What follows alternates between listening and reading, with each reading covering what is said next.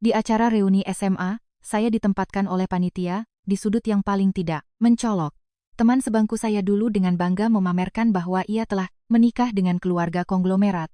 Saya hanya tersenyum dan menjawab dalam hati, pria yang kamu nikahi itu adalah sopir pribadiku. 20 tahun setelah meninggalkan bangku sekolah, saya mengira hal yang paling banyak berubah adalah usia, namun ternyata tidak. Hal yang berubah lebih cepat dari apapun adalah bagaimana cara manusia memandang satu sama lain, berdasarkan status dan uang.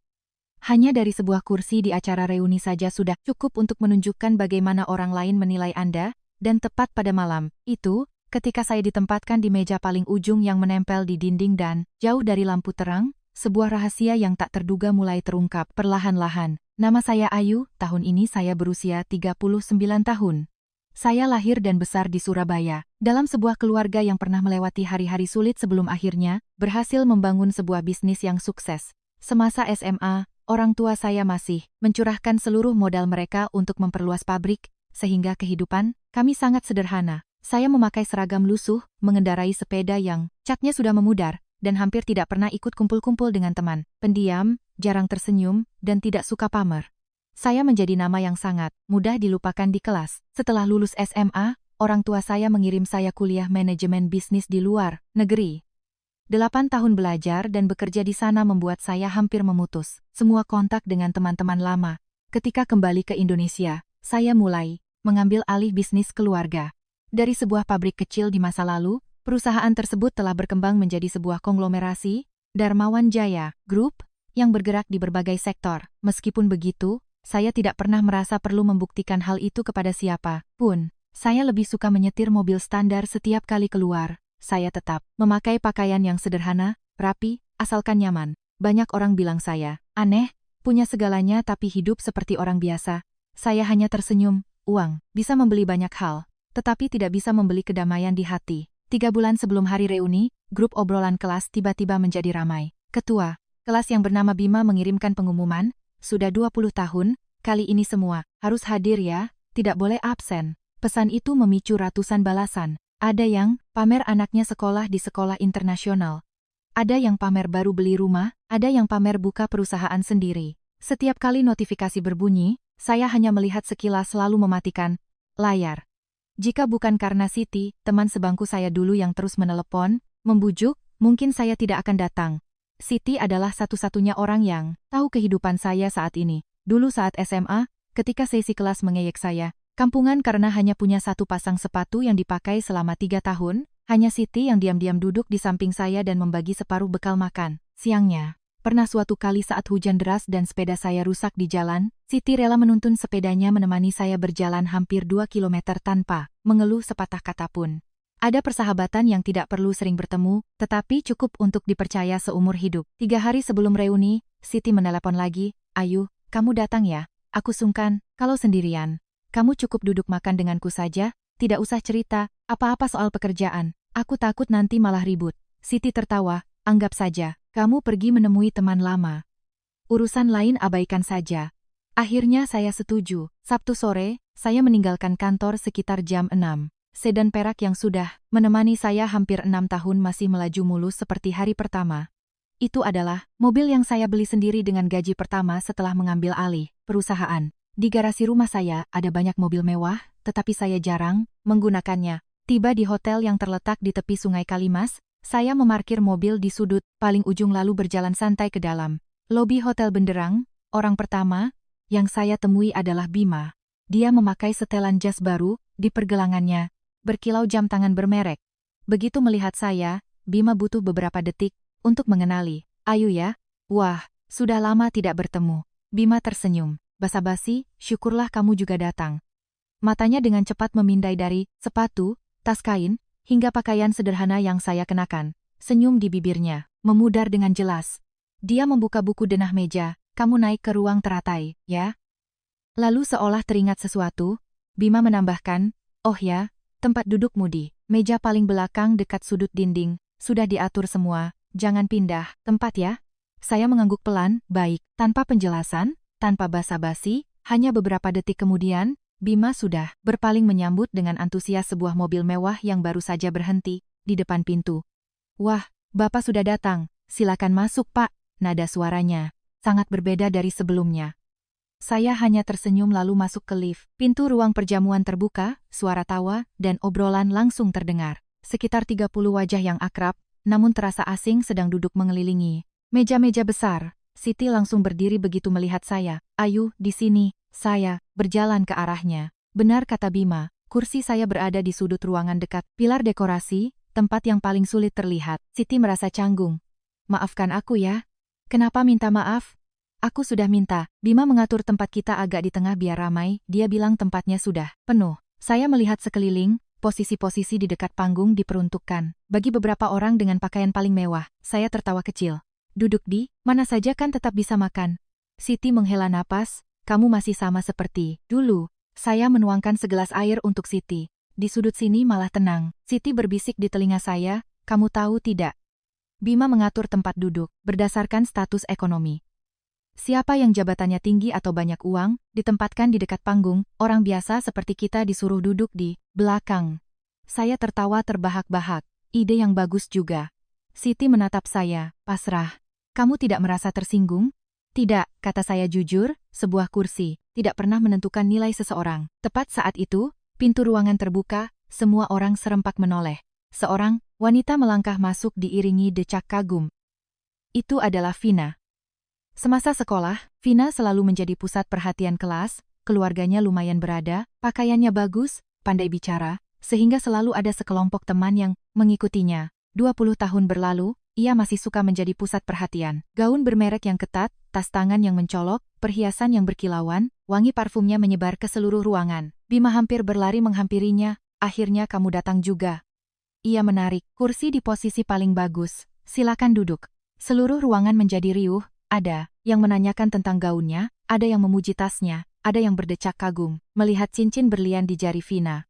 Vina mengangkat tangannya untuk membelai, rambutnya dengan gaya yang terlihat sangat alami, namun sengaja membiarkan berlian di jari manisnya menangkap pantulan cahaya lampu. Seseorang bertanya, bagus sekali, harganya berapa? Vina tersenyum. Aku juga, kurang tahu, suamiku yang beli, katanya sih sekitar 1,5 miliar. Suara decak kagum bergema di seluruh ruangan. Orang lain menimpali, memang beda ya kalau nikah dengan orang kaya. Vina tersenyum puas, suamiku bilang perempuan itu, yang penting hidup bahagia, biarkan urusan lain laki-laki yang tanggung. Pujian demi pujian terus mengalir. Saya duduk diam sambil minum air. Siti menyenggol lengan saya, kamu masih ingat zaman SMA dulu? Saya mengangguk, mana, mungkin lupa. Vina lah yang pernah menertawakan sepatu lusuh saya di depan kelas. Vina juga yang bilang bahwa melihat penampilan Ayu, seumur hidup pasti tidak akan pernah sukses.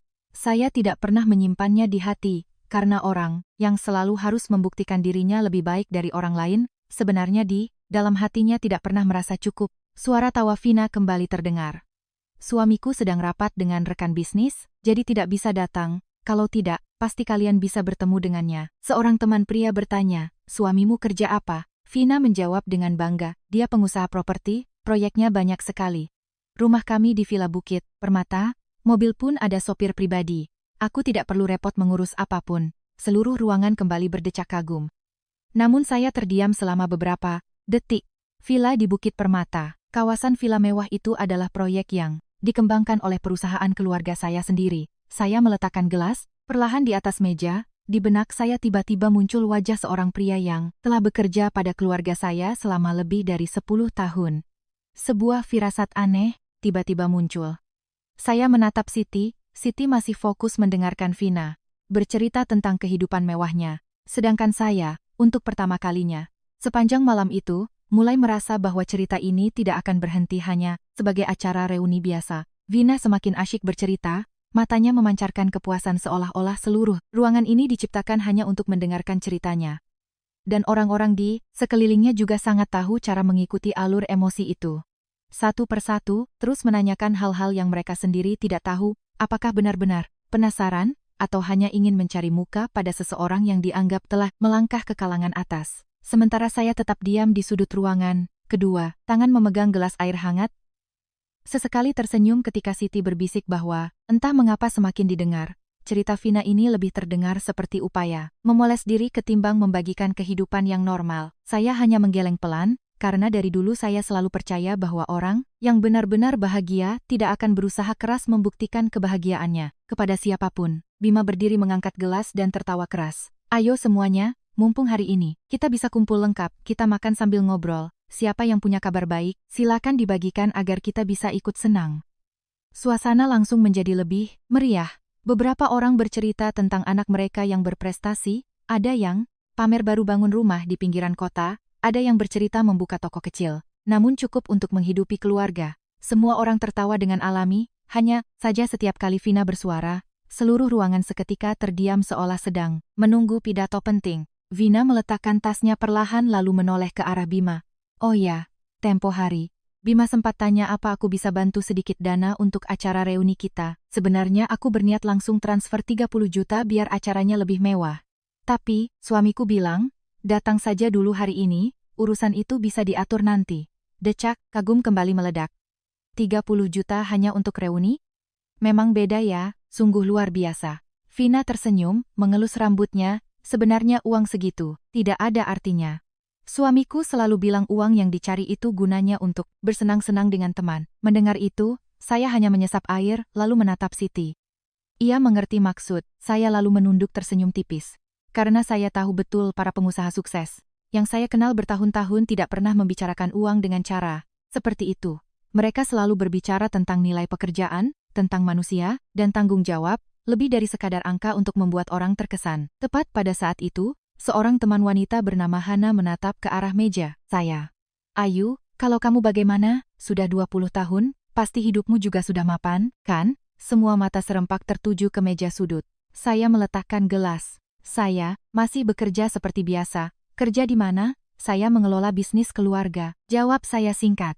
Namun jawaban itu justru membuat beberapa orang tertawa kecil. Seorang teman pria bernama Dimas mengangkat bahu. Mengelola bisnis keluarga, maksudnya jaga toko di rumah ya? Terdengar suara tawa yang setuju, saya hanya tersenyum, bisa juga diartikan begitu. Vina langsung menyela. Zaman sekarang punya pekerjaan tetap itu sudah bagus, yang penting cukup untuk hidup. Tidak semua orang punya kesempatan masuk ke kehidupan sepertiku. Siti mengerutkan kening, Ayu juga punya kehidupannya sendiri. Vina tersenyum sinis, aku kan tidak bilang apa-apa, hanya saja nasib orang memang berbeda. Waktu sekolah dulu aku sudah bilang, kalau mau mengubah nasib itu harus pintar-pintar cari suami. Kalimat itu membuat banyak orang mengangguk setuju. Seorang wanita di dekat Vina langsung bertanya, lalu, bagaimana kamu dan suamimu bisa kenal? Vina tersenyum bangga. Waktu itu aku hadir di sebuah pesta pengusaha. Dia langsung menghampiriku untuk berkenalan. Belakangan aku baru tahu dia orang yang sangat tertutup, tidak suka pamer. Jadi, orang luar jarang tahu seberapa kayanya dia. Saya menatap cincin di jari Vina lalu beralih melihat ke jendela. Di benak saya, tiba-tiba teringat pada sopir lama keluarga kami. Pria itu pada dasarnya sangat ramah, pendiam, dan bekerja dengan sangat hati-hati. Setiap kali mengantar orang tua saya pergi bertugas selalu tepat waktu hingga ke menitnya, tidak pernah memamerkan apapun. Karena itu saya semakin tidak mengerti mengapa cerita yang Vina sampaikan memiliki terlalu banyak kesamaan yang aneh. Siti berbisik sangat pelan, kamu memikirkan hal yang sama denganku kan? Saya mengangguk. Ada beberapa detail yang agak familiar. Siti menatap saya penuh tanya, tetapi tidak bertanya lebih jauh. Saat itu Bima memanggil pelayan untuk membawakan minuman lagi lalu berkata pada semuanya, hari ini semuanya harus foto bersama ya, terutama Vina harus berdiri di tengah biar bagus. Vina tertawa. Aduh, aku malu. Mulutnya bilang malu, tetapi ia langsung merapikan rambutnya, memutar cincin berliannya agar menghadap keluar, lalu mencoba beberapa sudut senyum di depan layar ponsel seperti sudah dipersiapkan. Sebelumnya, saat orang-orang masih membahas tentang foto, ponsel saya bergetar pelan. Sebuah pesan dari asisten saya, Tommy. Mbak Ayu, Pak Danang mengabari malam ini akan mengantar Bapak dan Ibu pulang setelah menemui tamu, perkiraan jam 9 sudah sampai. Saya melihat pesan itu lalu sedikit tertegun. Danang, itu adalah nama sopir yang telah bekerja dengan keluarga saya selama lebih dari 10 tahun. Saya membalas singkat, ya, ikuti jadwal saja. Hanya beberapa detik kemudian, muncul satu pesan lagi. Pak Danang juga minta izin besok setengah hari untuk mengantar istrinya menjenguk kerabat. Saya menatap layar ponsel sedikit lebih lama.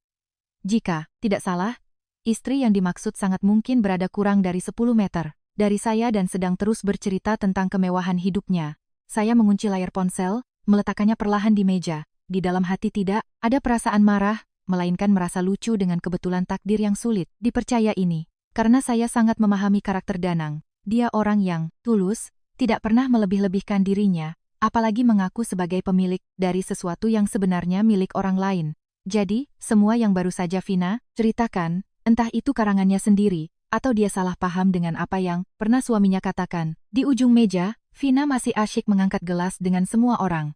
Menurutku, wanita itu yang paling penting adalah memilih orang yang tepat, asal bisa menikah dengan pria yang mapan, seumur hidup tidak perlu pusing lagi. Banyak yang mengangguk setuju. Saya sendiri hanya diam memandangi pantulan lampu di atas meja, sebuah perasaan aneh menyelinap di hati. Saya memiliki firasat bahwa hanya butuh sedikit waktu lagi, ketika cerita-cerita yang tampaknya tidak berbahaya ini diteruskan lebih jauh. Akan ada seseorang yang harus menghadapi kenyataan yang belum pernah mereka siapkan. Vina masih mempertahankan senyum cerianya. Sesekali tangannya membelai rambut, agar cincin berliannya menangkap cahaya lampu, lalu berpaling mengobrol dengan setiap orang dengan nada penuh percaya diri. Sedangkan Bima hampir menjadi pelayan pribadinya, terus-menerus berdiri mengambilkan makanan, menuangkan air, menanyakan apakah makanannya cocok, yang membuat beberapa orang saling pandang, sambil tersenyum canggung. Semua orang tahu bahwa reuni yang seharusnya untuk melepas rindu, kini berubah menjadi pesta untuk memuja satu orang. Tapi tak ada yang berani merusaknya. Siti memiringkan kepalanya menatap saya. Kamu merasa Bima berubah banyak, tidak? Saya tersenyum. Semua orang pasti berubah, tapi kalau berubah sampai seperti ini. Siti tidak menyelesaikan kalimatnya dan hanya menghela napas. Tepat saat itu Bima berdiri bertepuk tangan. Teman-teman, mumpung hari ini kita kumpul lengkap, kita perkenalan singkat tentang pekerjaan saat ini ya. Hitung-hitung update kehidupan setelah 20 tahun. Usulan itu langsung disambut, antusias. Satu persatu berdiri membagikan kehidupan mereka. Ada yang jadi guru, insinyur, buka warung makan. Ada yang berhenti kerja untuk mengurus cucu. Setiap cerita sangat sederhana namun mendapat tepuk tangan tulus. Tiba giliran Vina, ia berdiri, kedua tangannya bertumpu di depan perut dengan alami, matanya menyapu seluruh ruangan seolah sudah terbiasa berpidato di depan umum. Sebenarnya aku tidak bekerja apa-apa, seisi ruangan tertawa. Vina melanjutkan, suamiku bilang perempuan tidak boleh terlalu lelah, jadi aku sudah lama berhenti kerja. Tiap hari hanya mengurus rumah, yoga, ke spa, baca buku, kadang-kadang menemani suami meninjau proyek atau liburan. Seseorang langsung bertanya, suamimu investasi di banyak proyek ya? Vina mengangguk, benar, dia di bidang properti, rekan kerjanya banyak, jadi sangat sibuk. Kadang seminggu, aku tidak bertemu karena dia terus-terusan tanda tangan kontrak. Seorang teman, pria menimpali, pasti nilai kontraknya puluhan miliar. Vina tersenyum elegan, aku juga kurang tahu. Urusan seperti itu jarang dia ceritakan padaku. Mendengar itu, saya hanya menunduk tersenyum tipis. Bukan untuk mengejek, tetapi, saya tahu persis, Danang tidak pernah menangani proyek apapun. Tugasnya hanya mengantar jemput orang tua saya, atau kadang mengantar direksi keluar kota, jika diperlukan. Dia pekerja keras yang tulus, tidak pernah punya ambisi melebihi posisinya. Hal itulah yang membuat saya makin bingung. Jika Danang tidak berbohong, lalu dari mana cerita Vina ini? Apakah dia merangkai apa yang dilihatnya, lalu mengubahnya menjadi hidupnya sendiri? Saat saya masih berpikir, Bima tertawa keras. Sekarang giliran Ayu. Semua mata kembali tertuju ke meja sudut. Saya berdiri dengan tenang. Saya masih bekerja, seperti biasa. Kehidupan cukup baik, orang tua sehat, pekerjaan lancar, itu sudah cukup. Hanya beberapa kalimat singkat, tidak ada profesi spesifik, tidak ada jabatan, tidak ada pencapaian. Ruangan hening beberapa saat, lalu terdengar tawa pelan. Dimas menopang dagu. Sudah, cuma itu, saya mengangguk. Sudah. Vina tertawa. Ayu masih pendiam seperti dulu ya. Lalu ia menatap lurus ke arah saya. Kamu mengelola bisnis keluarga. Perusahaannya pasti lumayan ya. Saya tersenyum, lumayanlah. Kira-kira berapa karyawannya? Saya belum pernah menghitungnya. Jawaban saya membuat beberapa orang tertawa. Vina bertanya lagi, omzet per tahun? Pasti miliaran ya? Saya menjawab dengan tenang, saya tidak memperhatikan hal itu. Seisi ruangan langsung berbisik-bisik, ada yang menggeleng, ada yang tertawa. Jelas di mata mereka, saya sedang berusaha menghindar karena tidak ada hal yang bisa dibanggakan. Vina menyeringai, Ayu, kita ini kan teman, tidak usah malu, bisnis kecil juga, tetap bisnis, yang penting halal. Saya mengangguk, Saya juga berpikir begitu. Jawaban yang sangat tenang itu tampaknya tidak memberikan sensasi kemenangan yang diinginkan Vina. Jadi ia melanjutkan dengan nada yang pura-pura bersahabat, "Kalau nanti butuh bantuan, bilang saja padaku, kenalan suamiku banyak." Saya menjawab dengan sopan, "Terima kasih." Siti di sebelah saya meremas tangan saya, di bawah meja. Saya tahu dia sedang berusaha menahan diri, karena orang yang paling paham kehidupan saya di ruangan ini adalah Siti. Dia tahu jika saya mau, cukup dengan satu panggilan telepon saya bisa mengatur pekerjaan untuk banyak orang di ruangan ini. Namun saya tidak pernah melakukan hal itu. Beberapa saat kemudian, pelayan hotel membawakan hidangan penutup. Bima menyela, "Nanti setelah ini kita pindah ke lounge di lantai 5 untuk minum teh ya." Semua setuju, sementara saya berencana untuk pamit pulang lebih awal. Tepat saat itu, ponsel Vina berdering. Ia melihat layarnya dan tersenyum bangga. "Suamiku, telepon." Lalu ia sengaja menyalakan speaker. "Halo, Mas." Dari seberang sana, terdengar suara pria yang cukup berat. "Kamu sudah selesai makannya?" "Sebentar lagi, Mas. Mas baru saja selesai mengantar Bapak pulang. Mungkin setengah jam lagi baru bisa jemput kamu." Vina tersenyum lembut, "Tidak apa-apa Mas. Selesaikan saja dulu kerjaannya." "Ya, kamu tunggu ya." Panggilan berakhir, banyak yang langsung berdecak kagum.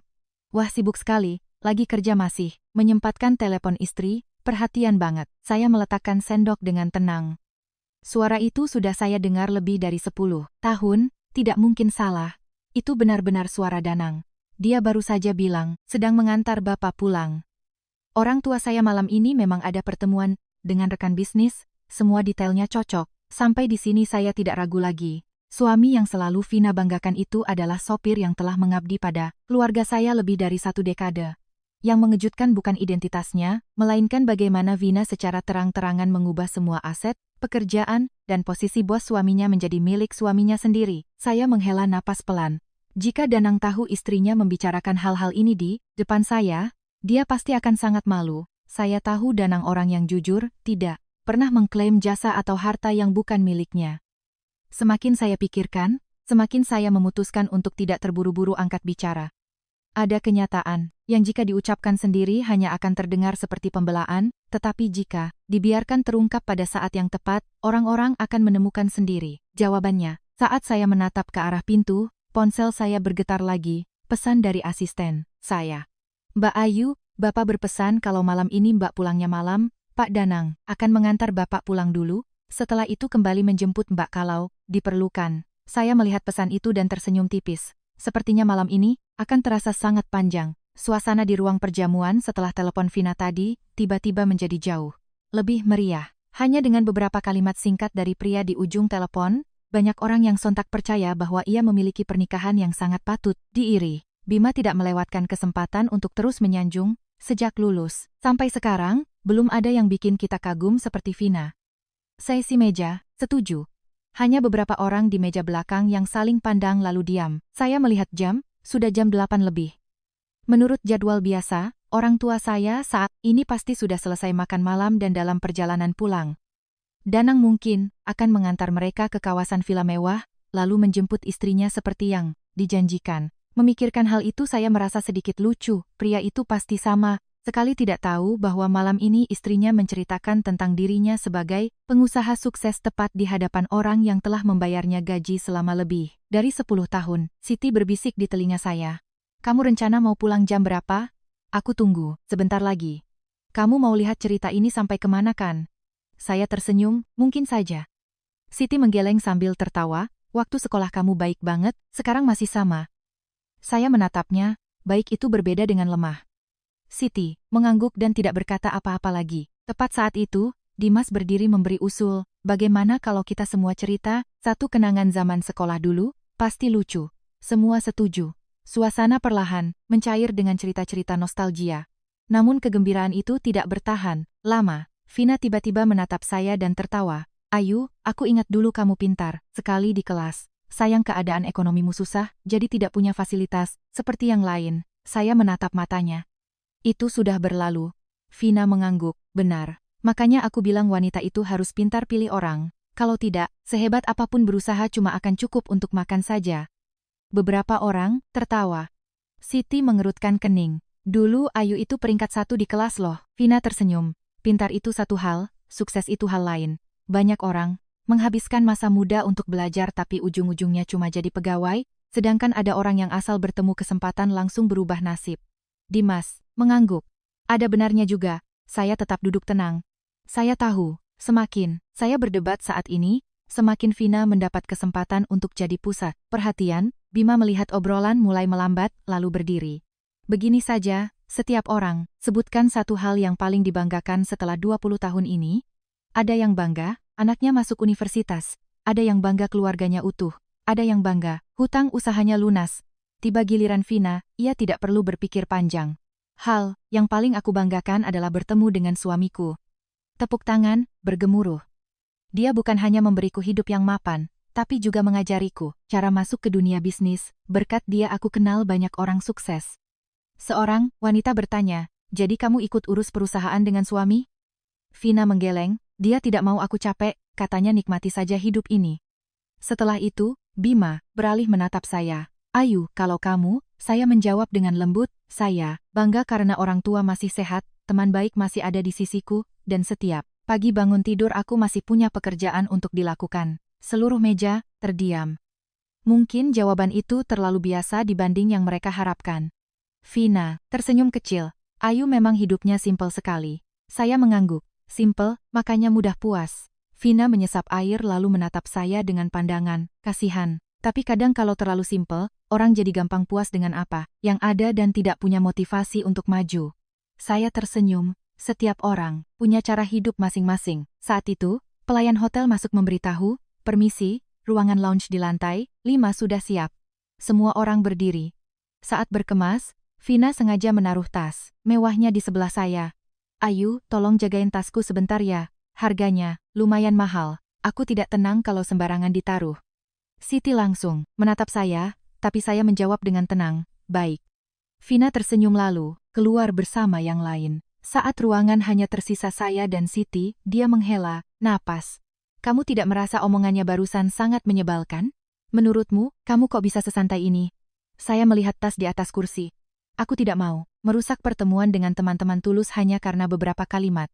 Siti tersenyum sedih. Itulah kenapa dulu kamu selalu disalahpahami sebagai orang yang lemah. Saya menggeleng. Orang yang emosional hanya menang beberapa menit, orang yang tenang bisa melihat keseluruhan cerita. Kami berdua pun naik ke lantai 5. Lounge sangat tenang. Lampu kuning redup, membuat suasana tidak setegang tadi.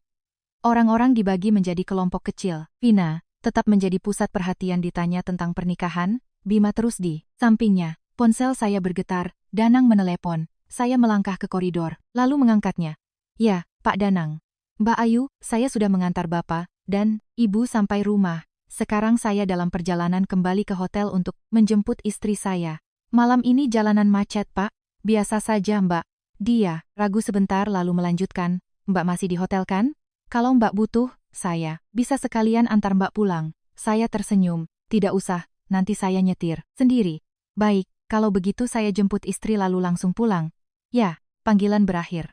Saya berdiri diam di koridor selama beberapa detik. Sekitar 15 menit lagi, Danang akan muncul di hotel ini. Dia sama sekali tidak tahu bahwa istrinya baru saja menghabiskan malam memamerkan kemewahan hidupnya di hadapan bos yang menggajinya selama lebih dari 1 dekade. Saya menarik napas dalam, merapikan diri, lalu kembali ke lounge. Saat saya kembali, Vina masih asyik bercerita. Saya dan Siti memilih duduk di dekat jendela kaca memandangi jalan. Siti menuangkan teh untuk saya. Kamu sudah capek? Masih aman. Kalau nanti ada apa-apa, kamu mau bertindak bagaimana? Saya memandangi permukaan teh. Tergantung situasinya. Siti paham dan diam. Di seberang ruangan, Dimas tiba-tiba berdiri. Vina, dari tadi kamu cerita banyak soal suamimu. Kapan-kapan atur waktu dong biar kita bisa kenal.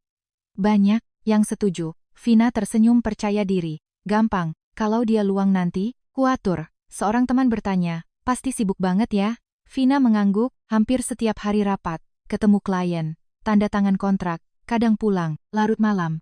Dimas tertawa, benar-benar orang sukses. Vina menyesap teh, sebenarnya yang paling aku suka bukan uangnya, tapi perlakuannya. Sesibuk apa pun dia selalu telepon, apapun yang ku mau besoknya pasti ada. Siti melirik, saya sambil menahan tawa. Saya tahu betul Danang sangat perhatian, namun itu, dari sifat aslinya yang jujur, bukan karena dia pengusaha kaya. Tepat saat itu, ponsel Bima berdering. Dia mendengarkan lalu tersenyum. Ada yang cari Vina di lobi bawah.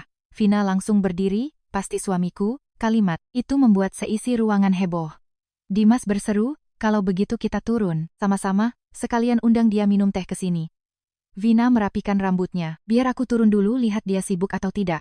Ia berjalan ke pintu, banyak orang penasaran dan mengikuti. Siti menatap saya. Kamu turun? Tentu saja, kami semua menuju lift. Tak ada yang bicara, tapi semua tak sabar melihat pria yang dibicarakan sepanjang malam. Pintu lift terbuka di lobi. Dari kejauhan, sebuah mobil hitam terparkir di depan, pintu masuk. Dimas berdecak, mobilnya bagus banget. Bima tertawa, pasti mobil suami Vina. Vina berjalan cepat ke arah kaca pintu sambil tersenyum cerah. Mas, sudah datang. Pria dari kursi pengemudi turun. Saat itulah, saya dan Siti saling bertatapan. Benar, itu Danang. Dia masih memakai kemeja putih sederhana dan celana bahan berwarna gelap, rambutnya dipotong rapi seperti biasa. Wajahnya, yang baik hati dan lugu sama sekali tidak berubah. Bedanya, saat ini dia belum melihat saya. Vina melangkah menggandeng lengan suaminya. Mas, tunggu sebentar ya. Danang mengangguk. Ya. Dimas dan beberapa orang menghampiri. Malam Mas, Danang membungkuk sopan. Malam semua. Bima menyambut ramah. Ayo masuk dulu, minum teh sama teman-teman. Danang mengibaskan tangan. Terima kasih, tapi saya harus segera memindahkan mobil. Vina langsung tersenyum. Mas ini selalu saja sibuk. Semua orang memandang kagum. Tak ada yang sadar Danang terus melihat jam. Tangannya, seperti dikejar waktu. Tepat saat itu, seorang satpam hotel menghampiri. Pak Danang, hari ini habis, antar Pak Darmawan ketemu klien ya? Danang tersenyum. Iya Pak, syukurlah saya. Lihat mobil Bapak sudah pulang. Saya tebak Bapak pasti balik lagi.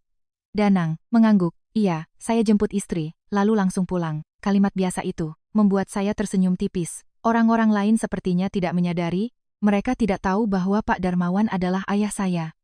Vina tidak menjelaskan, hanya mengalihkan topik. Mas tunggu di sini ya, aku sapa teman-teman dulu baru kita pulang. Saat Vina berbicara dengan teman-teman, pandangan Danang tanpa sengaja tertuju pada rombongan di belakang. Matanya mendadak terpaku. Dalam sekejap, wajah lugu itu memancarkan keterkejutan yang luar biasa. Dia langsung berdiri tegak, matanya menatap saya, bibirnya bergerak tanpa suara. Mbak, saya menatapnya, dan tersenyum sangat halus, isyarat agar dia tidak perlu gugup. Namun reaksi kecil itu tidak luput dari mata Siti. Ia menunduk menyembunyikan senyum, sementara Vina sama sekali tidak sadar, dan dengan riang memperkenalkan, teman-teman, kenalkan, ini suamiku. Danang agak canggung tapi tetap membungkuk, memberi salam. Saat itu ponsel Danang berbunyi. Ia pamit sebentar untuk mengangkat telepon. Beberapa detik kemudian dia kembali dengan wajah sedikit terburu-buru. Maaf, Dik, Mas harus segera kembali ke villa. Ibu kelupaan beberapa dokumen, Mas harus segera mengantarkannya. Vina tertegun. Cepat sekali? Danang mengangguk. Iya, urusan mendesak. Setelah bicara, secara refleks matanya menatap saya lagi, ingin meminta maaf karena tidak bisa menyapa secara langsung. Saya hanya mengangguk pelan. Tanpa kata-kata, tatapan itu cukup membuatnya paham bahwa saya tidak menyalahkannya. Namun momen Danang menatap saya dengan rasa hormat yang alami itu tertangkap oleh mata Dimas. Dimas yang dari tadi jeli mengamati, mengernyitkan dahi. Dia berusaha mengingat mengapa seorang pengusaha sukses menunjukkan sikap yang sangat khusus kepada teman sekelas yang duduk di sudut ruangan. Benih kecurigaan telah ditanam, dan saya tahu hanya butuh beberapa kebetulan lagi hingga kebohongan Vina retak. Danang menunduk pamit lalu dengan cepat membuka pintu mobil, gayanya sangat tenang seperti yang saya kenal. Sama sekali bukan gaya seseorang yang memamerkan kekuasaan. Ini membuat saya semakin yakin cerita Vina bukanlah dari mulutnya. Mobil perlahan melaju pergi. Dimas orang pertama yang bicara? Suami Vina kelihatannya orangnya baik banget. Ya, Vina tersenyum bangga, dia memang pendiam. Seorang teman bertanya, pengusaha besar kok sederhana sekali ya? Vina mengangguk alami. Katanya, semakin sukses orang, harus semakin rendah hati. Saya menunduk meminum air dari botol untuk menutupi senyum. Vina tidak sadar, semakin dia bicara, dia justru mendeskripsikan sifat asli Danang dengan tepat, hanya saja dia memberikan status yang salah. Kelompok kami kembali ke lounge. Suasana sedikit berubah. Dimas tidak antusias lagi. Matanya sesekali melirik saya seperti sedang memikirkan sesuatu. Bima, tertawa, hari ini seru banget ya. Lalu menatap Vina, suamimu wibawanya luar biasa. Dimas tiba-tiba bertanya, namanya Mas Danang ya? Vina mengangguk. Dia, main di properti sudah berapa lama? Lebih dari 10 tahun, jawab Vina tanpa ragu. Dimas mengangguk tapi tidak bertanya lagi. Saya tahu dia mulai sadar ada yang tidak masuk akal. Saat Satpam Hotel menyapa Danang baru saja mengantar Pak Darmawan, tatapan Dimas berubah. Dia mencoba menyatukan potongan informasi itu. Tiba-tiba ponsel Bima berdering. Ia keluar sebentar lalu kembali dengan wajah girang. Kalian tahu berita terbaru tidak? Darmawan Jaya Group baru saja mengumumkan minggu depan akan memulai proyek kota mandiri baru di Surabaya. Katanya yang terbesar yang pernah ada. Dimas membelalak. Oh ya? Iya, aku lagi cari koneksi ke mereka, kata Bima antusias. Semua mulai berdiskusi soal Darmawan Jaya Group dengan penuh kekaguman. Saya hanya diam mendengarkan karena itu adalah perusahaan keluarga saya. Vina tiba-tiba tersenyum. Siapa tahu, suamiku kenal orang di sana. Bima matanya berbinar, benarkah? Vina mengangguk, seingatku dia pernah menyebutkannya beberapa kali. Saya meletakkan cangkir teh dengan sangat pelan. Siti menatap saya khawatir, sementara Dimas mengernyit. Perusahaan itu sangat tertutup loh. Vina tersenyum percaya diri. Namanya sesama pebisnis pasti saling kenal. Bima memohon, kapan-kapan minta, tolong suamimu kenalkan ke aku ya. Boleh saja, jawab Vina. Dimas tiba-tiba menyela dengan nada pelan. Tadi Satpam Hotel panggil suamimu Pak Danang? Terus, bilang habis antar Pak Darmawan. Pak Darmawan itu siapa? Ruangan hening? Sejenak. Vina agak kaget, tapi dengan cepat tersenyum. Oh, itu rekan bisnis, suamiku yang sangat penting. Dimas melanjutkan. Lalu kenapa suamimu menyetir, sendiri mengantar rekan bisnis? Dia memang suka nyetir sendiri, jawab Vina. Cepat, kupikir pengusaha besar semuanya punya sopir. Vina tersenyum kaku. Punya kok. Lalu kenapa hari ini nyetir sendiri? Kali ini Vina agak gelagapan. Mungkin sopirnya lagi cuti. Suasana menjadi canggung. Bima langsung menengahi. Sudahlah, hari ini kita reuni, jangan bahas bisnis. Dimas tertawa, santai. Iya, aku cuma penasaran. Tepat saat itu Siti mendapat telepon. Ayu, Bibi Marni telepon. Saya agak terkejut. Telepon kamu, tadi sore aku ke rumahmu titip bingkisan untuk ibumu, jadi Bibi simpan nomorku. Angkat saja. Siti keluar sebentar lalu kembali. Ayu, Bibi bilang bapak lupa bawa obatnya. Bibi minta kamu mampir ke rumah sebelum pulang. Saya mengangguk, ya. Percakapan normal itu ternyata terdengar oleh Vina. Kamu tinggal dekat rumah Bibi Marni? Lumayan dekat, jawab saya. Tersenyum. Vina mengangguk. Tapi Dimas menatap saya dengan pandangan penuh pikiran. Suami Vina baru saja mengantar Pak Darmawan, sementara saya baru ditelepon orang rumah untuk membawakan obat bapak. Dan kata Satpam tadi, Danang baru mengantar bapak ke villa. Dimas yang pintar tidak mungkin melewatkan kepingan-kepingan itu. Sekitar pukul 21.30, Bima mengajak semua foto terakhir sebelum pulang. Semua berbaris. Saya sengaja di pinggir tapi Bima menyuruh, Ayu di ujung belakang, saja biar rapi. Saya tak berkomentar dan melangkah ke posisi. Tepat saat kamera diangkat, seorang staf hotel masuk dengan terburu-buru, matanya mencari seseorang. Permisi, apakah di sini ada Mbak Ayu? Semua serempak menoleh ke saya. Ya, saya di sini. Staf itu membungkuk sopan. Maaf Mbak, di bawah ada orang dari villa membawakan barang untuk Mbak. Katanya pesan Bapak harus diserahkan langsung ke Mbak Ayu. Hanya satu kalimat itu membuat seisi ruangan hening. Mata Dimas langsung berbinar seolah menemukan kepingan puzzle terakhirnya. Seluruh mata kini beralih ke saya. Apalagi kata villa diucapkan tepat setelah Vina memamerkan kehidupan di villanya. Saya tetap tenang, melangkah ke staf itu sambil tersenyum. Apakah Pak Danang yang titip? Staf itu agak kaget lalu menjawab sopan. Bukan Mbak, Pak Danang baru saja kembali ke villa karena ada urusan dengan Bapak. Ini Mas, Tommy yang bawakan, dia menunggu di lobi karena harus segera kembali. Terima kasih, kata saya. Staf itu menyerahkan kantong kertas coklat yang rapi. Bapak, pesan, di dalam ini ada dokumen dan obat ibu, Mbak tolong bawakan besok ke kantor saja. Bapak bilang Mbak tidak usah buru-buru pulang kalau masih kumpul sama teman. Iya, terima kasih, ucap saya tersenyum. Staf itu membungkuk lalu pergi. Suasana ruangan menjadi sangat berat selama beberapa detik. Dimas orang pertama yang bicara. Ayu, villa yang mana? Saya tersenyum tipis. Rumahku, tidak ada penjelasan lebih lanjut. Bima langsung tertawa canggung. Oh, mungkin rumah, kenalan di kawasan villa ya? Saya tidak membantah, bisa dianggap begitu. Vina menopang dagu, sudut bibirnya sedikit terangkat. Ayu, kamu tertutup sekali ya, bicaranya selalu setengah-setengah. Saya hanya tersenyum. Saya sudah terbiasa, begitu. Vina mengangkat bahu. Ya, hidup setiap orang beda-beda. Sebenarnya, tinggal di villa juga tidak ada yang spesial, lama-lama juga biasa saja. Dimas tiba-tiba bertanya pada Vina, kamu tinggal di blok mana? Bukit Permata. Oh, Dimas mengangguk dan tak bertanya lagi. Tapi saya sadar matanya terus melirik kantong kertas di tangan saya. Siti menarik baju saya pelan. Kurasa kita sudah bisa pulang. Ya, sudah. Malam. Tepat saat saya mau pamit, Bima berdiri. Tunggu, masih ada undian. Souvenir kenang-kenangan. Semua kembali tertawa. Souvenir dibagikan, kebanyakan, makanan khas atau pajangan kecil. Saat giliran saya, Bima menyerahkan kotak. Terakhir. Ayu beruntung, pas sisa ini. Saya membukanya, sebuah botol minum, termos. Terima kasih. Vina tersenyum menyindir. Termos cocok banget buat Ayu. Orang simpel pasti suka barang praktis. Saya mengangguk, benar saya suka. Vina tertegun, ia mungkin berharap saya marah, tapi saya tetap santai. Dimas tiba-tiba tertawa. Ayu, kamu berubah banyak ya? Berubah di mana? Dulu, pendiam. Sekarang masih pendiam tapi rasanya jauh lebih tenang. Saya tertawa, kecil. Mungkin karena sudah dewasa, ponsel saya bergetar. Pesan dari ayah. Ayu, jangan lupa besok jam 9 rapat dengan direksi proyek Bukit Permata. Saya membacanya sekilas lalu menyimpan ponsel. Tanpa diduga, saat layar menyala, Dimas tak sengaja melihat tulisan proyek Bukit Permata.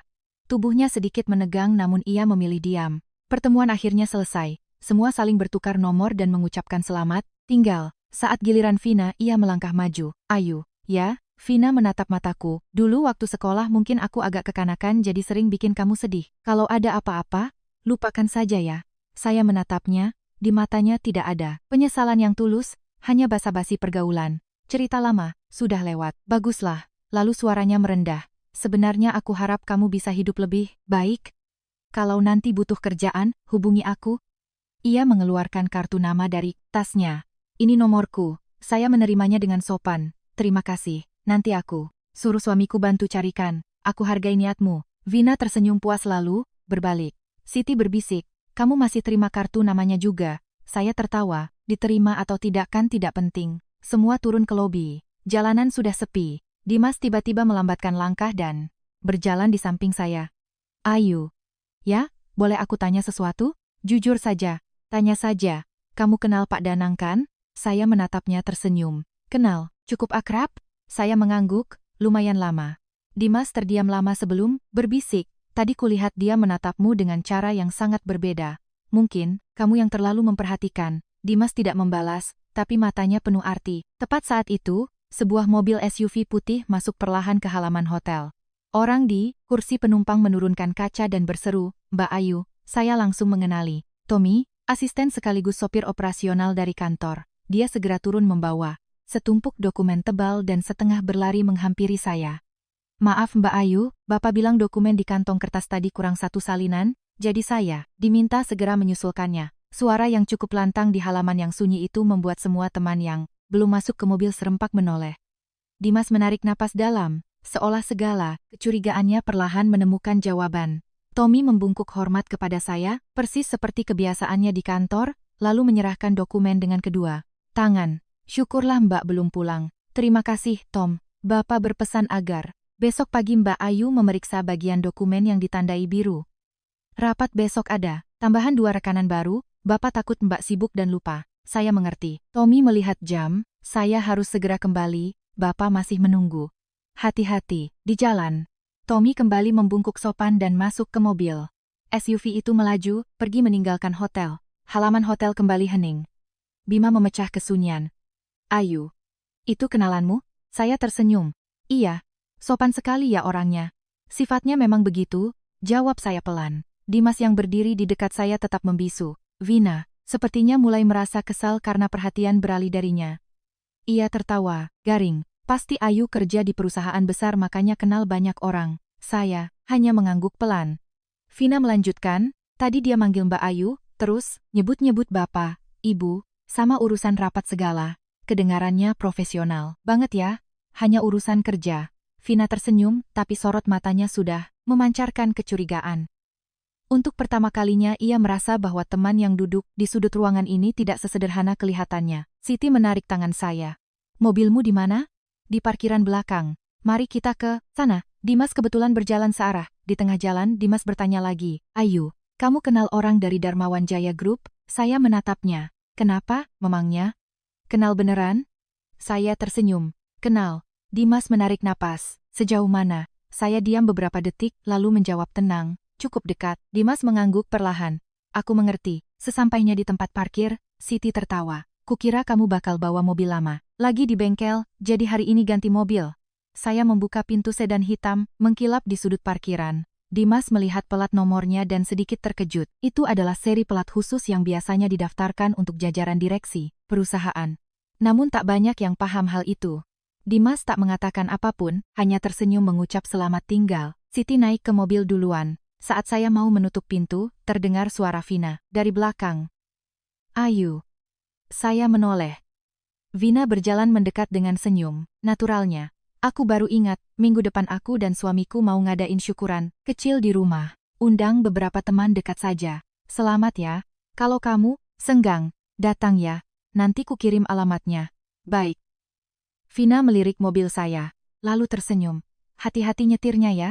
Ia berbalik, namun baru beberapa langkah ia menoleh lagi melihat mobil saya, mengernyitkan dahi seperti mencoba mengingat sesuatu.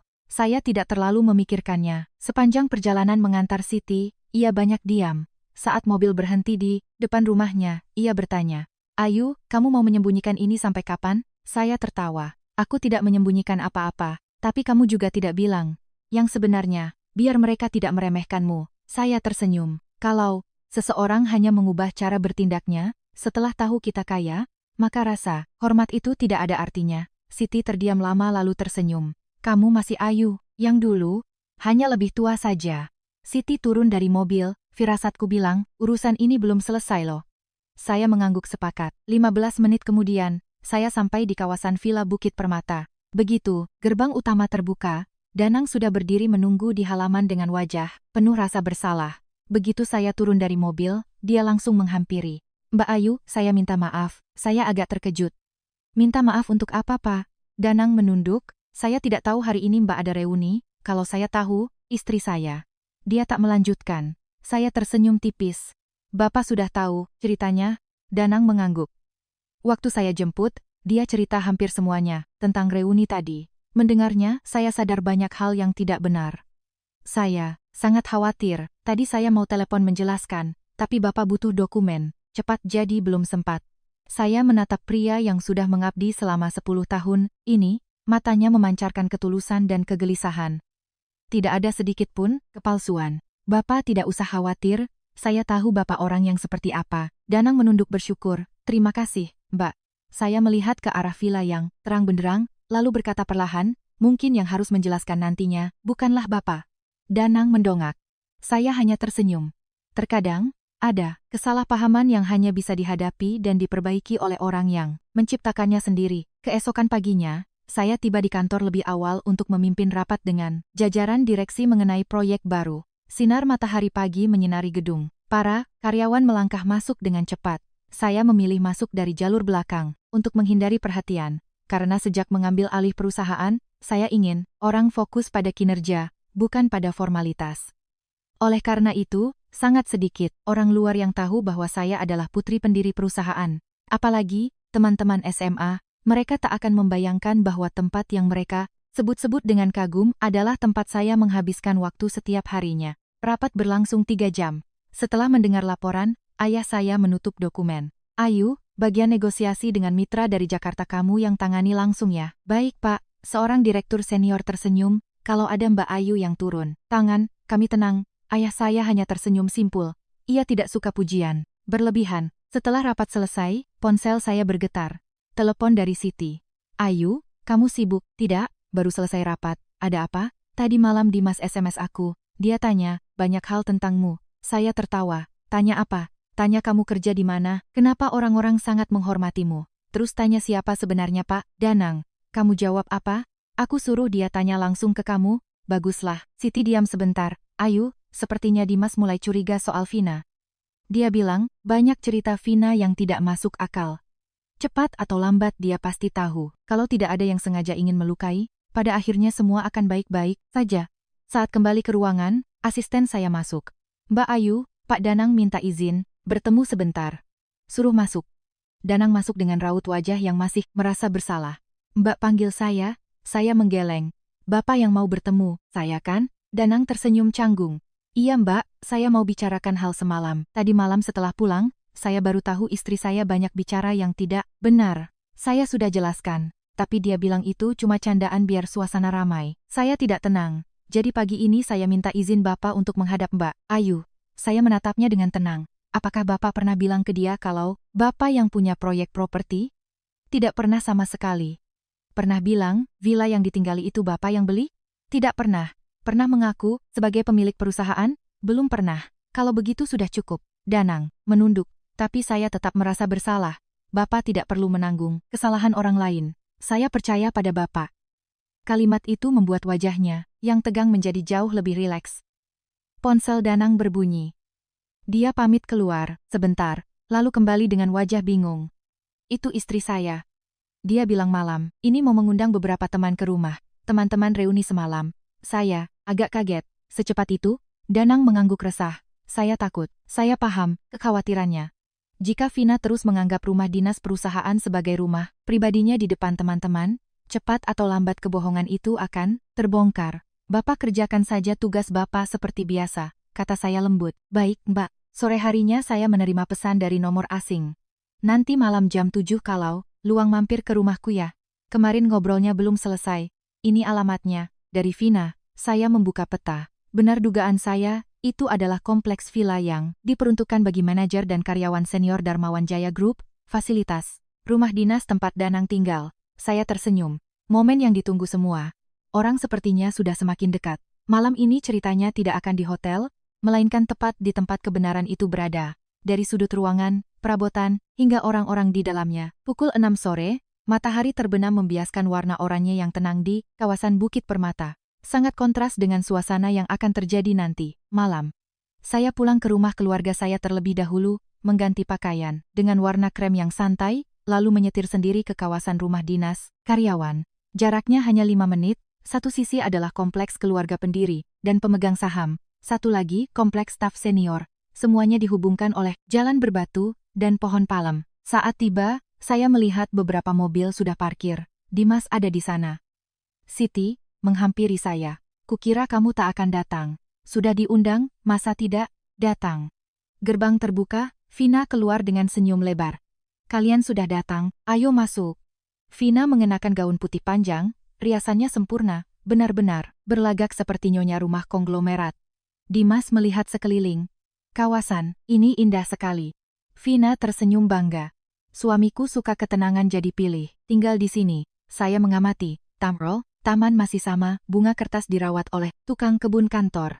Meja batu di bawah pohon juga fasilitas kantor. Bahkan, lampu taman yang baru diganti minggu lalu dipasang oleh Departemen Logistik. Saya tahu persis mana aset perusahaan dan mana barang yang dibeli Danang sendiri. Masuk ke ruang tamu, Dimas memuji, interiornya mewah. Vina tersenyum, hampir semuanya pesan khusus.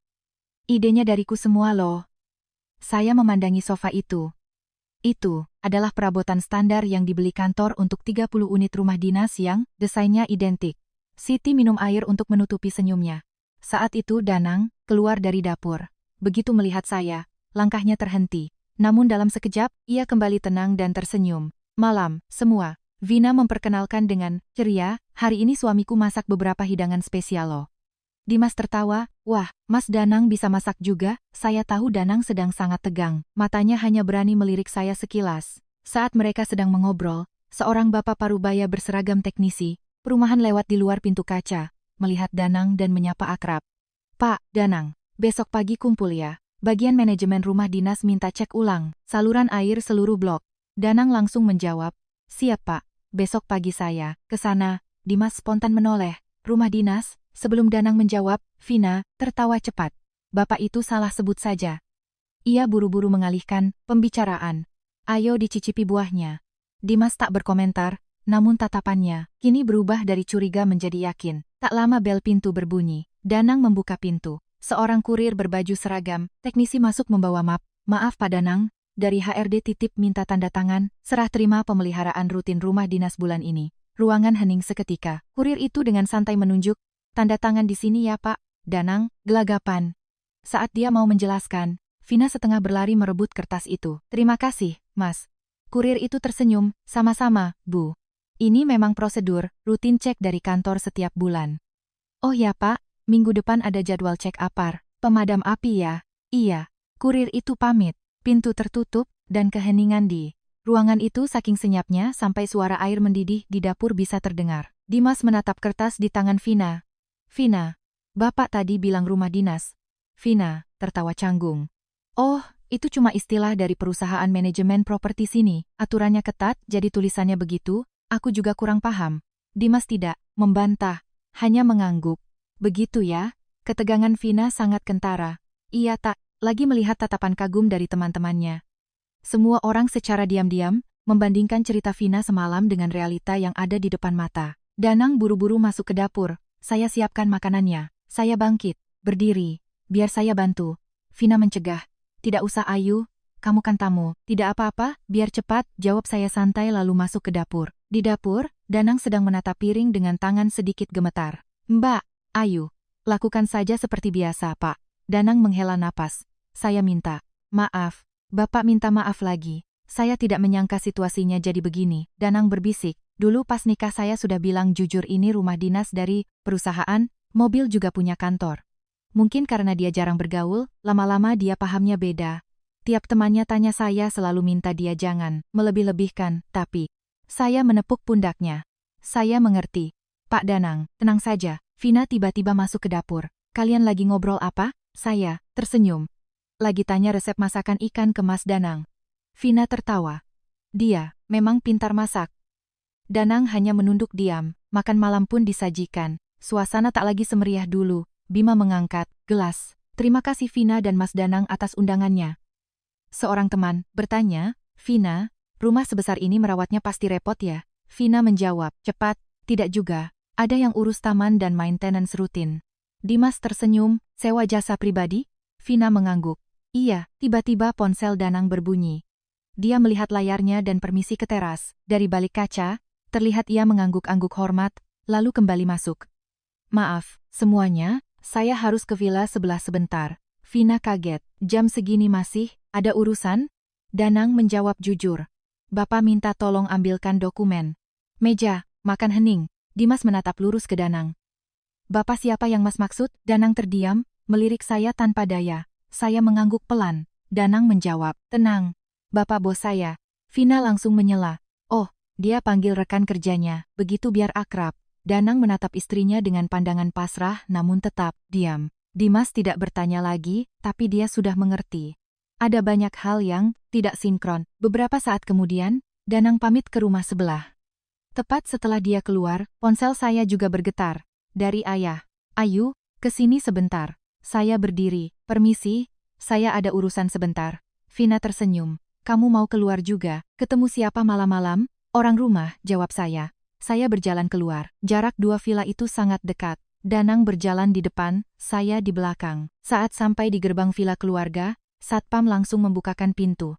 Malam, Mbak Ayu. Malam Pak. Danang juga membungkuk. Malam Pak. Keduanya masuk. Tepat saat itu, dari teras villa Vina, Dimas yang sedang menelepon tak sengaja melihat semuanya. Jaraknya dekat dan lampunya terang. Ia melihat dengan jelas bagaimana Satpam membungkuk hormat kepada saya lebih dulu, baru kemudian menyapa. Danang layaknya staf yang sudah akrab. Dimas terpaku. Semua teka-teki sejak reuni kemarin akhirnya terjawab. Orang yang dianggap paling biasa oleh seisi kelas ternyata adalah sosok yang paling dihormati. Dimas kembali ke ruang tamu. Bima bertanya, sudah selesai teleponnya? Dimas hanya mengangguk. Vina bertanya, Ayu kemana? Ke rumah sebelah. Jawab Dimas santai. Vina tertawa, mungkin mampir rumah kenalan. Tak lama kemudian, sebuah mobil mewah berwarna hitam perlahan berhenti di depan villa seberang. Ayah saya turun dari mobil. Dimas bertanya, itu ada yang pulang? Vina menjawab, oh, itu tetangga. Saat itu, Danang yang baru kembali dari rumah sebelah langsung permisi keluar. Dari kaca semua melihat Danang, berlari kecil menghampiri ayah saya dan membungkuk hormat. Ayah saya menepuk pundak Danang, lalu menyerahkan dokumen. Danang membungkuk lagi lalu kembali ke rumah. Dimas menatap kejadian itu. Begitu Danang masuk, Dimas bertanya pelan, Mas Danang, apakah Bapak yang barusan itu adalah bos yang Mas sebut tadi? Danang mengangguk jujur, benar. Saya bekerja pada keluarga beliau sudah 12 tahun. Lalu villa di sebelah itu Itu rumah kediaman Bapak, jawab Danang, tersenyum. Dimas mengangguk. Semua kepingan sudah utuh. Tepat saat itu, ponsel Danang berbunyi, panggilan dari saya. Danang menjawab, ya, Mbak Ayu. Suara saya dari ujung telepon terdengar jelas karena suasana sangat sepi. Pak Danang, Bapak pesan besok pagi tolong antar Ibu periksa ke dokter sesuai jadwal ya. Baik, Mbak Ayu, Bapak istirahatlah yang awal. Baik, panggilan berakhir. 3 kalimat singkat yang sukses membungkam seluruh ruangan. Vina menatap suaminya dengan bingung. Mbak Ayu? Danang refleks, menjawab, iya, pesan dari Mbak Ayu. Sadar salah bicara, ia terdiam. Bima memecah keheningan. Mas Danang panggil Ayu dengan sebutan Mbak Danang. Kebingungan, sebelum ia sempat menjelaskan, Dimas meletakkan cangkir tehnya. Suaranya sangat tenang, tidak perlu dijelaskan lagi. Kurasa aku sudah mengerti, kenapa dari kemarin Ayu selalu diam. Vina tertawa kaku. Kamu mengerti apa? Dimas menatap Vina. Aku belum tahu kebenaran seutuhnya, tapi satu hal yang pasti, orang yang paling kita remehkan di acara reuni kemarin, justru adalah orang yang tidak perlu membuktikan apa-apa kepada siapapun. Ruangan menjadi sangat sunyi. Vina mulai merasa gelisah. Dimas melanjutkan, merangkum semua kepingan bukti. Mulai dari pernyataan Vina tentang suaminya yang pengusaha, sampai ucapan teknisi tentang rumah dinas, panggilan satpam hotel, dan akhirnya panggilan Mbak Ayu.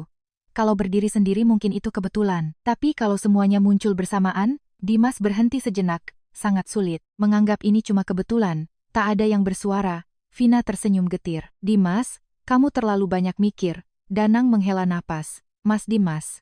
Ya, saya tidak bermaksud membuat Mas bingung. Tapi sebenarnya, Vina langsung memegang lengan suaminya.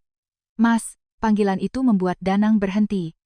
Ia menatap istrinya lama, tidak ada kemarahan di matanya, hanya kepasrahan. Keheningan ini membuat suasana semakin menyesakkan. Bel pintu berbunyi lagi. Pak manajer perumahan masuk. Malam, Pak Danang. Wah, lagi ramai ya. Ia menatap Vina. Ibu Vina, jangan lupa besok tanda tangan, berkas perpanjangan hak huni rumah dinas ya. Orang HRD sudah menyiapkannya. Vina membeku. Pak manajer pergi, tidak ada lagi celah untuk mengelak. Dimas menatap meja. Maaf, kurasa semuanya sudah sangat jelas. Wajah Vina memucat. Bima menatap Vina dan Danang bergantian. Mas Danang, pekerjaan Mas yang sebenarnya apa? Pria lugu itu terdiam lama, lalu tersenyum tipis. Saya ini, sopir. 4 kata yang diucapkan tanpa nada tinggi, tanpa pembelaan, dan tanpa rasa malu. Seisi ruangan terdiam. Saya menyopir untuk keluarga Pak Darmawan. Selama lebih dari 12 tahun, mereka sangat baik pada saya. Rumah ini adalah fasilitas dari perusahaan untuk keluarga saya selama saya bekerja. Saya sangat bersyukur. Nada bicaranya begitu tulus, memancarkan harga diri seorang pekerja, keras yang jujur. Bima terdiam, Dimas tak bertanya lagi. Hanya Vina yang menunduk, matanya memerah. Mungkin di detik itu ia baru menyadari bahwa kenyataan paling menakutkan bukanlah memiliki suami seorang sopir, melainkan dirinya sendirilah yang telah menyangkal sosok suaminya demi menciptakan tokoh fiktif yang bukan dirinya. Danang menatap istrinya. Aku sudah bilang berkali-kali, aku tidak pernah malu dengan pekerjaanku. Orang yang menggajiku sangat menghargaiku. Aku hanya berharap kamu juga bisa melihat hal yang sama. Vina menunduk, air mata jatuh di pipinya. Ia berbisik, aku minta maaf. Permintaan maaf itu tidak hanya untuk Danang, tapi untuk dirinya sendiri. Ponsel saya bergetar. Pesan dari ayah. Ayu, kalau urusannya sudah selesai, ajak teman-temanmu ke rumah minum teh. Ibumu baru selesai bikin kue. Saya tersenyum. Mungkin ini saatnya kebenaran diungkap dengan cara yang paling natural. Saya berdiri lalu menatap semua orang. Kalau kalian belum mau pulang, mari mampir ke rumahku minum teh. Bima kaget. Rumahmu? Saya mengangguk. Di sebelah. Dimas berdiri. Kalau tidak merepotkan, kami mau mampir. Vina ragu. Saya menatapnya. Ayo ikut. Aku takut, bisik Vina. Orang tuaku sangat suka ada tamu. Jawab saya tenang. Vina mengangguk. Kami melangkah ke rumah sebelah. Begitu sampai gerbang, satpam membukakan pintu. Malam Mbak Ayu, Bapak dan Ibu sudah menunggu di ruang tamu. Bima dan teman-teman lain terpaku. Dimas menghela napas lega, tebakannya benar 100%. Kami masuk, taman luas dengan pohon Kamboja dan wangi bunga melati, menyambut. Semuanya terasa damai, tidak ada kesan pamer. Pintu utama terbuka, ibu saya keluar dengan senyum ramah. Sudah pulang nak, mari masuk teman-teman. Ayu. Ibu ada bikin sedikit kue. Semua membungkuk hormat. Malam ibu.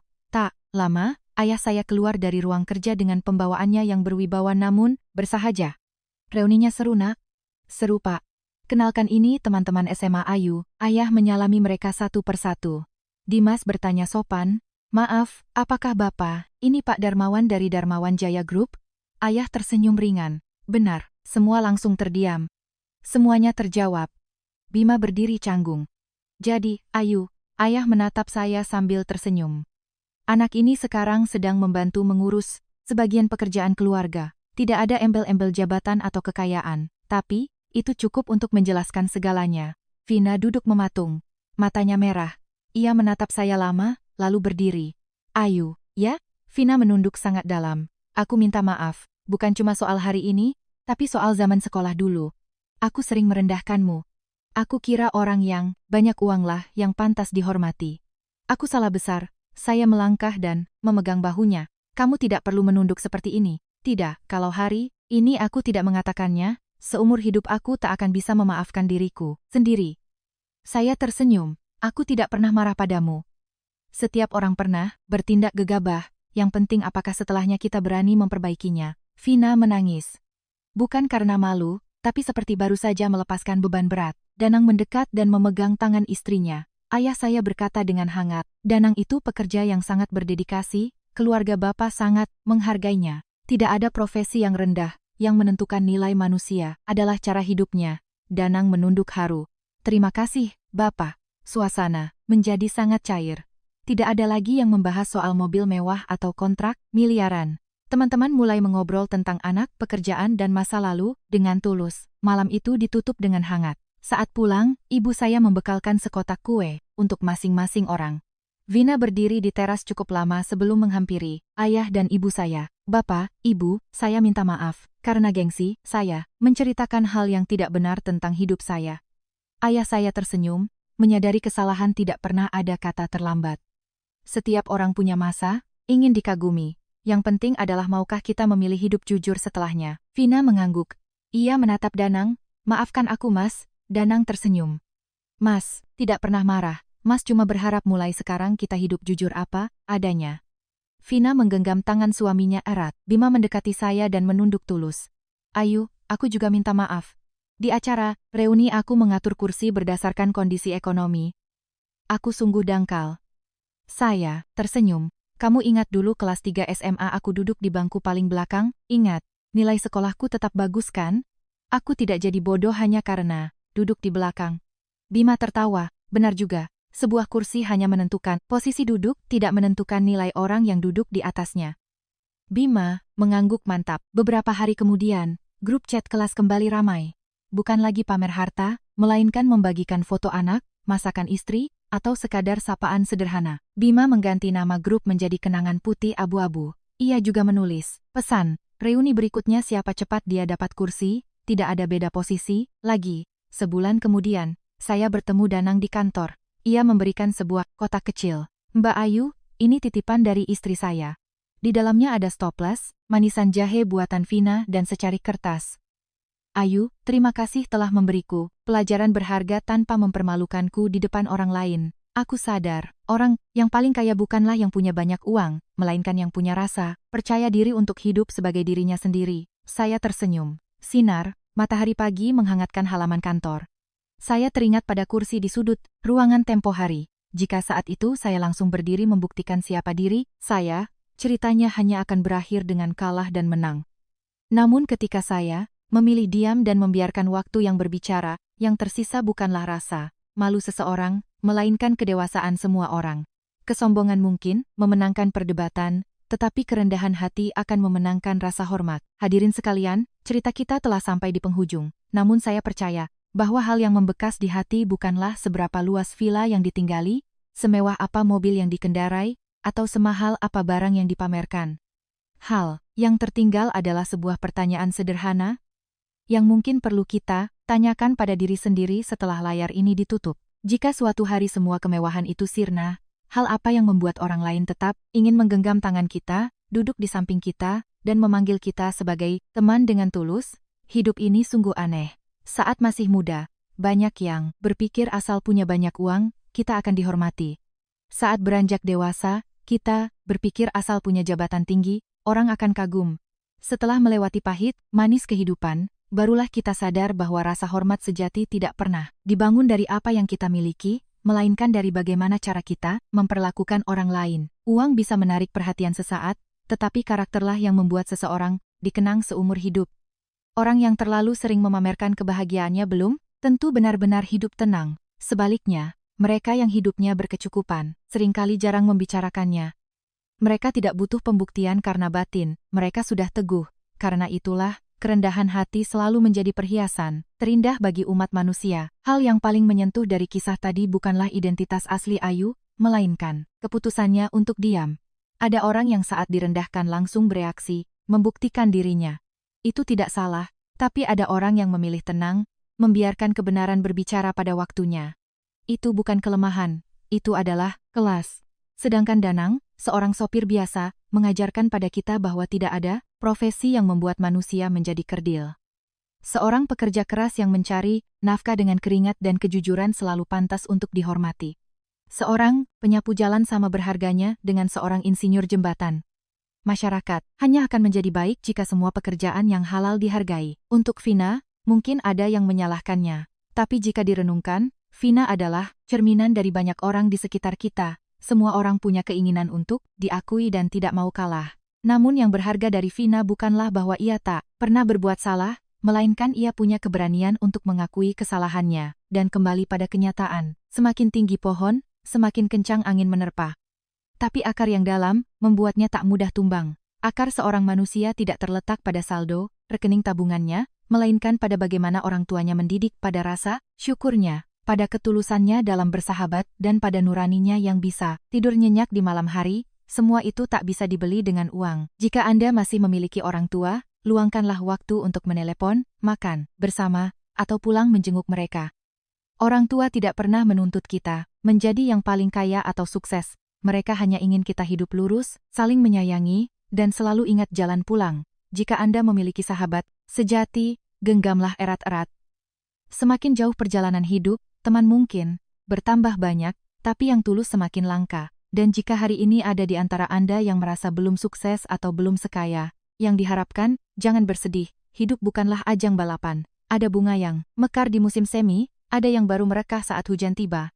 Yang penting bukan seberapa cepat, melainkan bagaimana kita tidak kehilangan kebaikan hati dalam perjalanan tersebut. Akhir kata, saya berharap setelah kisah ini usai, kita semua bisa hidup sedikit lebih santai, mengurangi kebiasaan membanding-bandingkan, lebih banyak bersyukur, dan lebih tulus dalam mencintai. Menunduk pada orang tua, tersenyum pada para pekerja di jalan, membuka hati pada teman, dan menjaga janji pada nurani sendiri. Itulah sebaik-baiknya kehidupan. Terima kasih telah meluangkan waktu untuk mendengarkan. Semoga setiap rumah selalu dipenuhi canda tawa, setiap meja makan selalu ada kebersamaan, dan setiap langkah keluar selalu membawa keberkahan. Dan ketika malam tiba, kita semua bisa tersenyum karena tahu bahwa kita telah menjalani hari tanpa mengecewakan orang tua, orang-orang yang menyayangi kita, dan tidak mengkhianati hati nurani yang Tuhan titipkan.